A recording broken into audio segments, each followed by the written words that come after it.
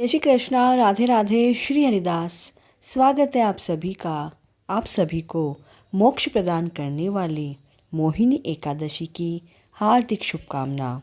हमारे प्राचीन शास्त्रों के अनुसार चाहे आप और कोई व्रत करें या ना करें, लेकिन प्रत्येक मनुष्य को एकादशी का व्रत तो अवश्य ही करना चाहिए, क्योंकि इसके पालन से अन्य सभी व्रतों का पालन करने का पुण्य फल अपने आप मिलता है।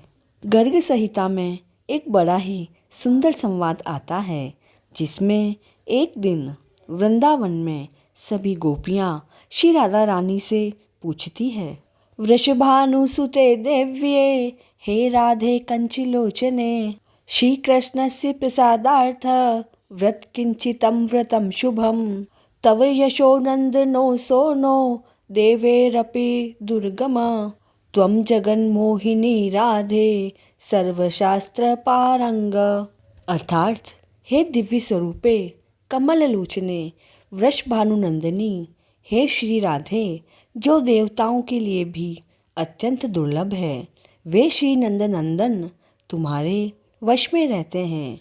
हे राधे, तुम विश्व मोहिनी हो और संपूर्ण शास्त्रों के अर्थ में, ज्ञान में पारंगत भी हो, इसलिए आप हमें श्री कृष्ण की प्रसन्नता के लिए कोई शुभ व्रत बताएं।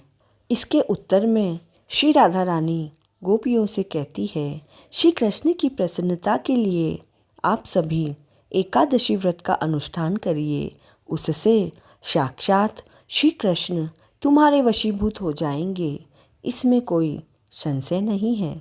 संयम और श्रद्धा से युक्त कथा को सुनकर धनुर्धारी अर्जुन बोले, हे श्री कृष्ण, वैशाख मास की शुक्ल पक्ष की एकादशी का क्या नाम है तथा उस व्रत को करने की क्या विधि है, यह सब मुझे आप विस्तार से कहें। तब श्री कृष्ण भगवान बोले, हे पांडुनंदन, मैं एक पुरातन कथा कहता हूँ, जिसको महर्षि वशिष्ठ जी ने श्री राम से कहा था।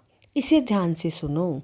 एक समय की बात है, श्री राम महर्षि वशिष्ठ से बोले, हे गुरुदेव, मैंने जनक नंदिनी श्री सीता जी के वियोग में बहुत दुख भोगे हैं, अतः मेरे दुखों का नाश कैसे होगा? आप मुझे कोई ऐसा व्रत बताएं जिससे समस्त पाप और दुख नष्ट हो जाए।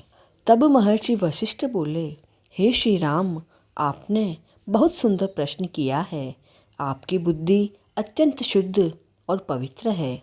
आपके नाम के स्मरण मात्र से ही मनुष्य पवित्र हो जाता है। आपने लोकहित में यह बड़ा ही सुंदर प्रश्न किया है। मैं आपको एक एकादशी व्रत का महत्व सुनाता हूँ।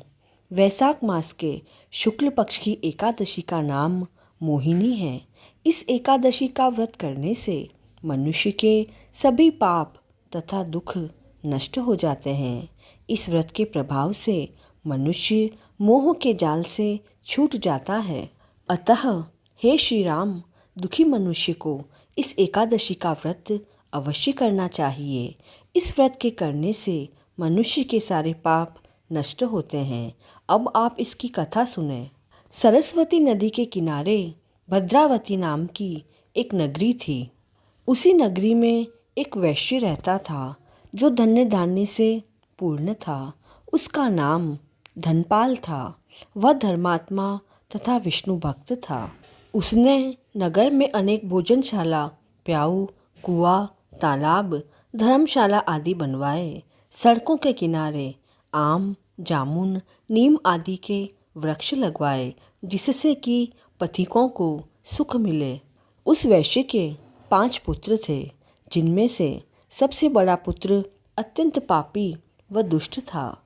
वह वेश्याओं और दुष्टों के साथ रहता था। इससे जो समय बचता वह उसे जुआ खेलने में बिता देता। वह बड़ा ही नीच था और देवता, पितृ आदि किसी को भी नहीं मानता था। अपने पिता का अधिकांश धन वह बुरे व्यसनों में ही व्यय किया करता था।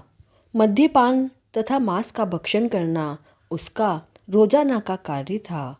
जब काफ़ी समझाने पर भी वह सीधे रास्ते पर नहीं आया, तो दुखी होकर उसके पिता तथा भाइयों और परिवार वालों ने उसे घर से निकाल दिया और उसकी निंदा करने लगे।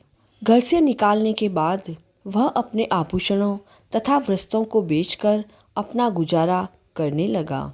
धन के नष्ट हो जाने पर वेश्याओं तथा उसके दुष्ट साथियों ने भी उसका साथ छोड़ दिया। जब वह भूख प्यास से दुखी हो गया तो उसने चोरी करने का विचार किया। वह अब रात में चोरी कर करके अपना पेट पालने लगा। अकस्मात एक दिन वह पकड़ा गया, लेकिन सिपाहियों ने वैश्य का पुत्र जानकर उसे छोड़ दिया। वह दूसरी बार फिर से पकड़ा गया, तब सिपाहियों ने उसका कोई लिहाज नहीं किया और राजा के सामने उसे पेश करके उसे सारी बात बताई। तब राजा ने उसे तत्काल प्रभाव से कारागार में डलवा दिया। कारागार में राजा के आदेश से उसे बहुत सारे दुख दिए गए और अंत में उसे नगर को छोड़ने के लिए कहा गया। अब वह दुखी होकर नगर को छोड़ गया और जंगल में पशु पक्षियों को मारकर अपना पेट भरने लगा।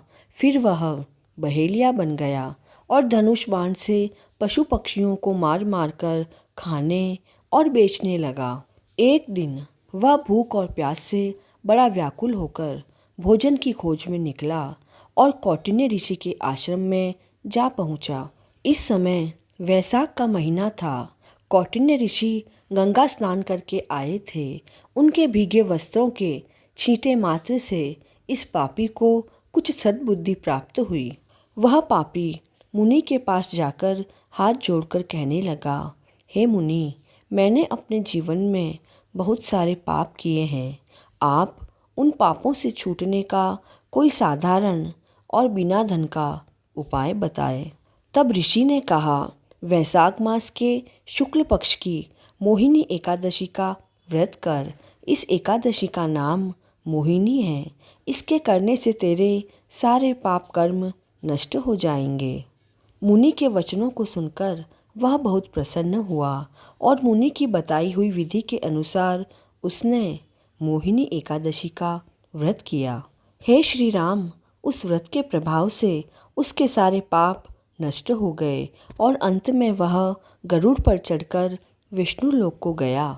इस व्रत से मोह आदि का भी नाश हो जाता है। संसार में इस व्रत से अन्य श्रेष्ठ व्रत और कोई नहीं है।